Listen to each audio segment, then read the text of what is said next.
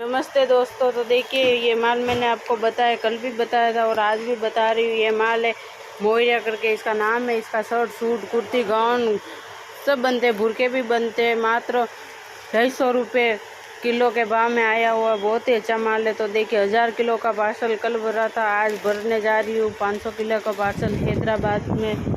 देखिए, हैदराबाद का ऑर्डर है, 3 पार्सल लग रहे हैं, बाहर पड़े हुए हैं। देखिए, ये मेरे हस्बैंड है, इन्होंने भी पसंद आया तो एक टी शर्ट बनवा लिया है। तो देखिए, बहुत ही अच्छा माल है और बहुत ही जा रहा है। तो जल्द से जल्द कॉन्टैक्ट कीजिए और जल्द से जल्द ऑर्डर कीजिए। बहुत ही अच्छा माल आया हुआ है। और मैं नंबर दिए हुए कॉन्टैक्ट करिए। व्हाट्सएप पे बात कर सकते हो। ऑल इंडिया में मेरी डिलीवरी रहेगी। देखिए, इस टाइप का माल है, जा रहा है, अभी जाने वाला है।